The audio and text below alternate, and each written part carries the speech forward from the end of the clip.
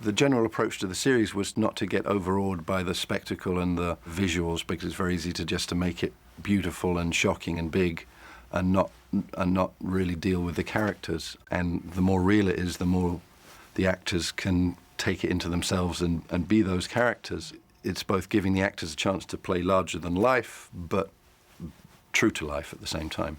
Okay, stand by, and back in action!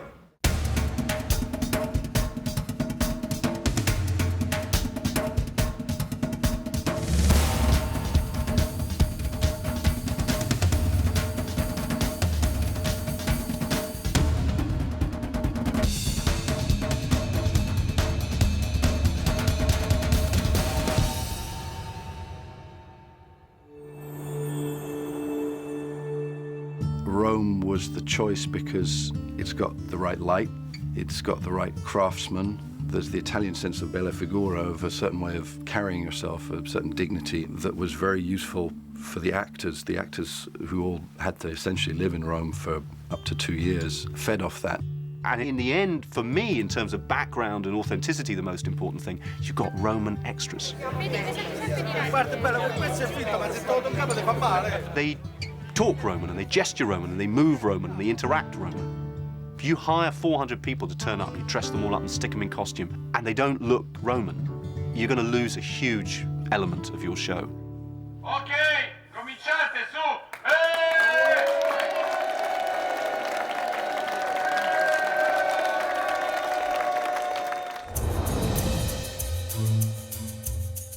We looked at a lot of different places, and I think that our instinct always was to come here because this is where the story actually happened.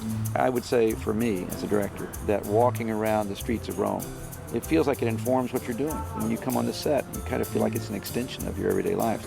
In whatever way that affects what you're doing, I can't help but think it makes it better. In terms of the art department and the hair and makeup and costume and photography, there's definitely something Italian in there. They have some instinct for beauty, they have some instinct to make things slightly lyrical. Somehow I think that's given us a level of reality which has been a fantastic addition. You know, I think if we'd have made it in a hangar in southwest London, could have been practical, I think something would have been lost. And that's before you start to talk about the light, and somehow that informs it. The texture of the show, I think, will have benefited enormously from being here in Rome. We are working with a crew that already knows this period intimately. I think that brings us an immeasurable quality to the series that it wouldn't be there if we just plunked down sets and shot it someplace else. Yes, because if you remember, one was more straight, the other one she was more to the side. Yes. I think it gives it, and again, a bit of an immediacy that we're here, and a lot of people working on it are Romans and very proud of being Romans. So there's a civic pride that is injected by the crew, you know, and the crew have been amazing. They know that eventually when this comes out, this will celebrate their city. It really makes me happy, you know, to work in this project. It's a challenge. It's a challenge. Seeing the pride that's coming through, the pride of the Roman people themselves, that, as you see around you, the set designers and the stunt guys and the fight coordinators, there's this immense sense of pride. So you can feed off that, which is just fantastic. It's priceless. It feels right that we're here, you know. It feels like now that we're here, it couldn't have been done anywhere else. If you feel a little bit out of place or a little bit in awe of it, you just go down to the Forum itself and walk through the streets and see the bones of what we have here. What you get a sense of from the ruins that are left is that it was a real place, that it was a real city, and very like cities are today. I think it was very inspiring for the actors to be standing on the exact spot their characters stood on. It makes them real.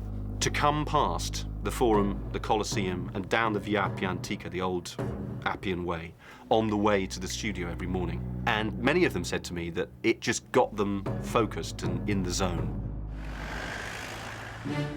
We chose to shoot in Rome at Cinecittà Studios for a number of reasons. Technically, it's one of the great studios in the world. It's 20 acres just outside Rome. It's famous because it's associated with the greatest Italian directors, and probably most famously of all with Fellini. Cleopatra was also shot there.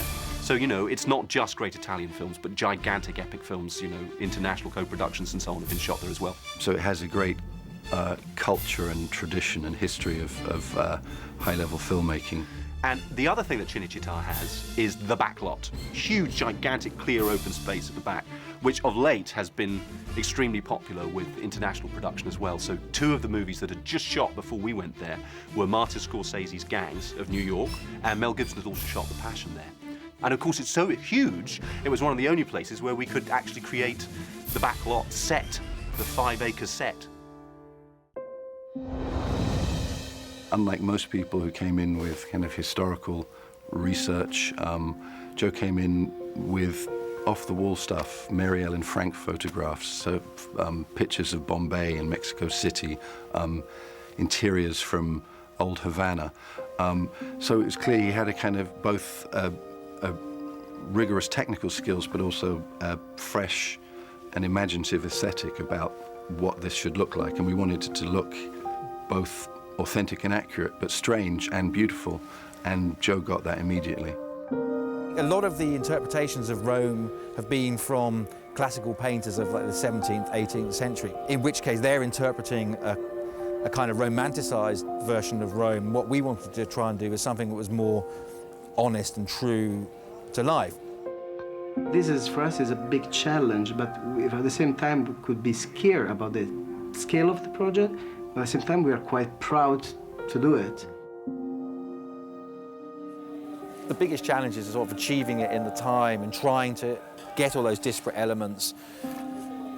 Also, not to make it look like it's been designed by one hand, a feeling that different hands have been involved in the making of it, which a real city has. You know, that's what the Forum always was. It was more like Times Square or Piccadilly Circus or something. There was always stuff going on, things being taken up, things being put down.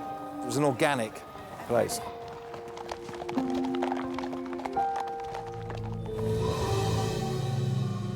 Whenever I take people round, I always start with the Forum.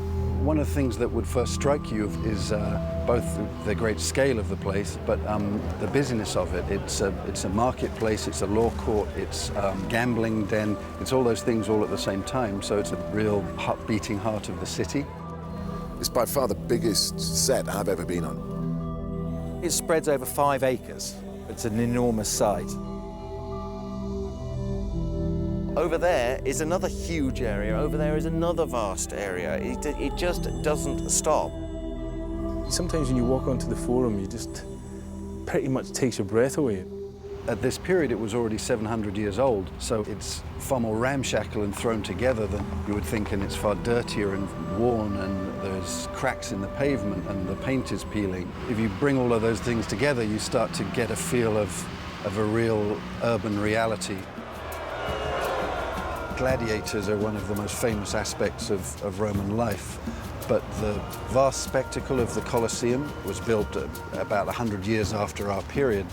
Is also not really representative of the gladiatorial world. It was a far more small-scale and day-to-day event. There was not a dedicated single place for gladiatorial combat, a stone place dedicated to gladiatorial combat, really until the Colosseum was built. But the gladiators continued to be displayed on temporary wooden bleachers in the way that we represented it. And a gladiator show could be put on anywhere, as we've done put on in the Forum. The historical reality absolutely informs and underlies everything in that space. And the Forum is the most immediately, dramatically, overwhelmingly impressive. God, you know, just the scale of it, because it blows you away, because it is just over 50% of the size of the real Roman Forum downtown. But the next thing that always amazes people is, and I say for my next trick, I always say, there's not a single piece of stone, not one, in the whole Forum. It's all made out of resin and fiberglass. If you walk around the back of all the buildings fronting onto the Forum, you just see all the scaffolding holding it up. So it's all just a frontage, all made out of fiberglass. And the set, despite its immensity, was built in 5 months from scratch. And they had over 400 craftsmen from all over Europe, not just Italy, and some specialists in from India. There's also a good part of the set you can't even see, which is the whole of the set underground is cabled and also piped for gas. So all the torches that you see lit in the night scenes and so on, you never had the trouble of torture light because they're all gas torches. Rehearsing and action.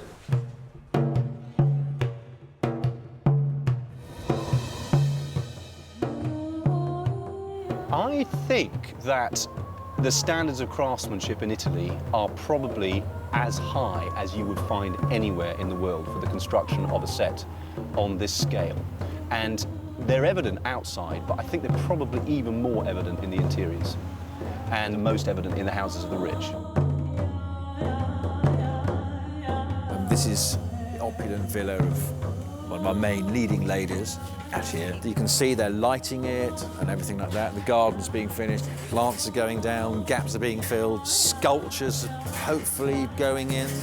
But here you can see we're finishing off the floor, we're finishing off the wall paintings. We come through here and then we have different bedrooms. There's Octavia's bedroom being finished there.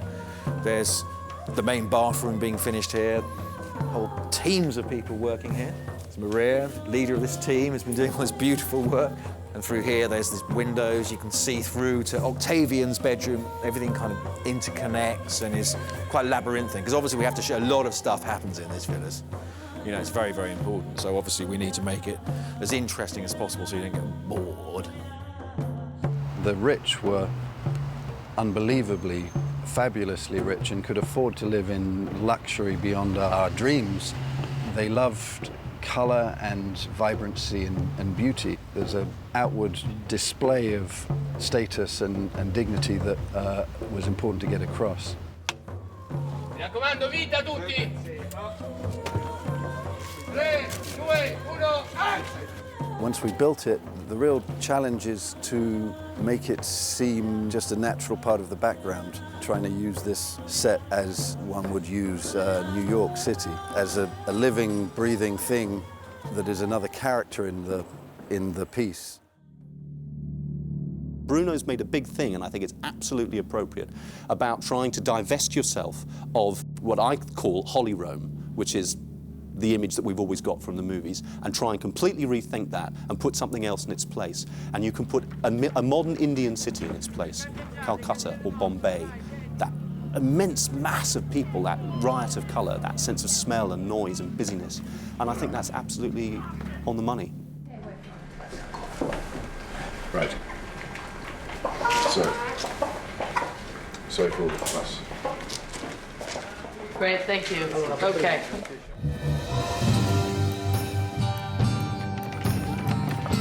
And there are two notorious slum areas, if you want to call them that, of Rome, of which the most notorious was called the Suburra. To get the real sense of how filthy it was to live in a world where there was no running water for the poor, there was water running in the streets. So the sweat and the grit is a big part of what you see on the screen. And certainly there were a lot of times that the actors were very uncomfortable, but only as uncomfortable as Romans must have been at the time. We know, for example, that they lived in apartment blocks that were up to 6 or 7 stories high. We know they were the victims of slum landlords who had absolutely no regard for their life. We know that the rooms in those apartment blocks got progressively smaller as you got nearer the top. So we know people endured conditions of really pretty abject poverty. By the end of the shoot, we had a whole menagerie. We had fleas, rats, pigeons, hawks feeding on the pigeons that were feeding on the rats. It was a whole ecosystem in itself.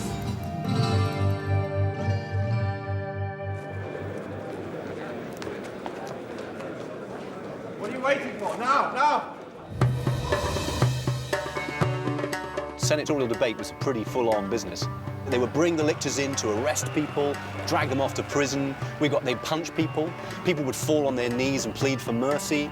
And that's pretty much what it was like. I mean, Caesar was assassinated in the Senate by fellow senators, which is kind of strange when you think about it. As high-flown as the rhetoric was, they were also willing to pull out knives and kill each other when the need arose. So we tried to get those two aspects of it in the same building. Movimento! Action! No! No, let me down! Let me down!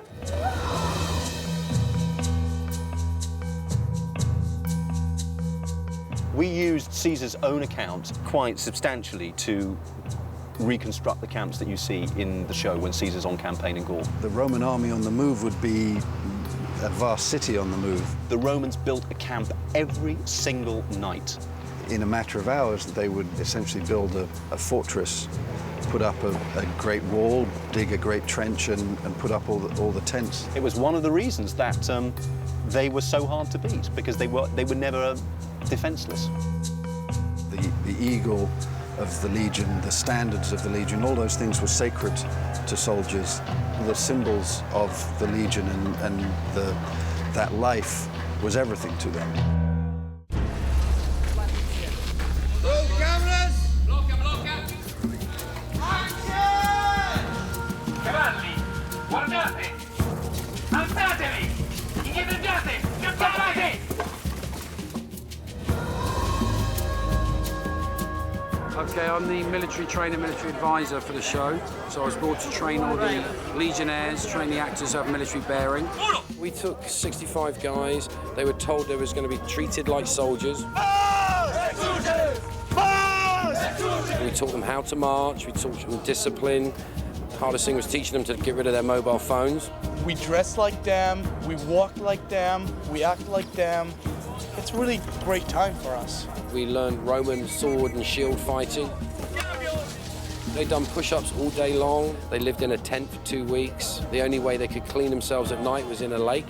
No soaps, no deodorants, no hair gel, which was tough for the Italians. They feel and they look like soldiers. They're not just extras in costumes. We're showing how these cohorts fought and why they seem to survive so long. At Julius Caesar's great battle against Vercingetorix of the Gauls, there was 260,000 barbarians against 60,000 Roman soldiers, and they won. The method of fighting, the way of every 30 to 40 seconds, whistle would blow, or the centurion would turn his helmet, there would be a signal, the front rank would spin round, go to the back, the first guy would stand up forward, shields out, bang it down, and they're in. The guy at the back gets some water, puts a new knife, picks up another spear. He's got about 5 or 6 minutes before he gets to the front line. By that time, he's fresh as the daisy, bang, bang, chopping him to bits. So you could actually have a career in the army.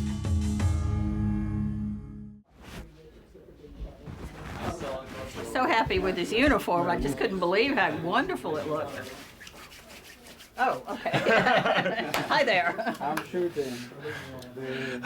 Yeah, I'm getting naked now. Excuse us. April came in and just knocked us over with enthusiasm and a keen eye. She came in with not the cliches, but with a fresh, imaginative take on it. And it was clear what we were going to get was someone who is a genuine designer of clothes, an artist, as opposed to someone just recreating historical artifacts. She went to India, which is where she bought her fabrics, and she did a lot of research and work out in India, and she incorporated that vibrant colour into the look. Any of that stuff in the forum, there are a few little dots of white in amidst the slaves dressed in those dun browns, and then, you know, women in oranges and greens and blues, and it's very colourful, as that Roman world was, extremely colourful. We're being as historically accurate as we can possibly be, we think. It's big. It's all over the place. There are 2,700 costumes in the first 3 episodes. Beggars' costumes, slaves, foreigners, to Julius Caesar, all of the nobles. She went up to India and bought this stuff which is so beautiful. I've worn a lot of corsets in my acting life, and I'm so grateful, for starters, that this is the shape. It's a very voluptuous look. It's a lot of fabric, it's a lot of round, it's, you know, it's that, and it's really comfortable. We're trying to use only the authentic fabrics that they used in ancient times. Wool, cotton, and linen. They even had silk from China. Julius Caesar was criticized for wearing silk because it was so expensive and so grand. And we have a big department. We have the seamstresses, the leather worker, metal department. He does everything from brass helmets to jewelry. I think the workmanship that people have done on this, you know, the leather work and the metal work and all that, I think you could only really get here. It's all to such a high level, the workmanship.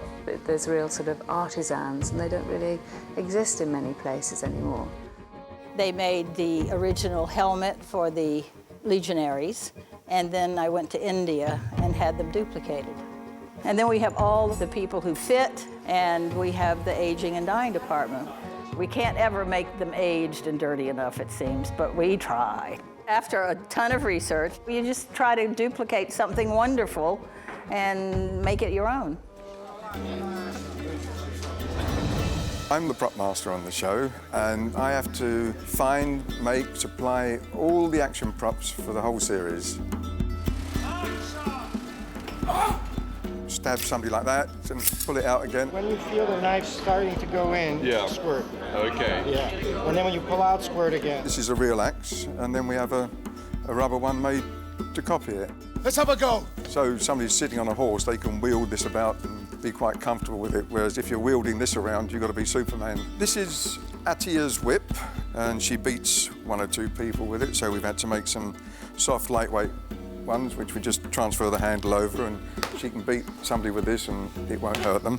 When anybody goes into the public toilets, they're communal, half-moon shaped, all facing each other, and when they go in, there's a gentleman at the door selling these, and this is your toilet paper. And we've had to create loads of maps, all out of parchment. We've got some money on the table, thousands of gold and silver and copper coins. They didn't have real books at that time, so we made up a wax book. That's all Latin writing. These are Caesar's standards, 13th Legion. They are copies of the originals. This is what we call a Legionnaire's backpack. Here we've got a selection of spears for the Gauls. They're all barbarians, they all had long hair. Every scalp they took, there was another trophy for their shield, which made them bigger warriors. It is a daunting task. We had to get 3 episodes together in one go. We find all the reference books we can, and then we sort of create them from there. Ready? Photo frames, here we go. And We're so lucky to be in Rome doing this series. And Rome, after all, is inspirational, just being here.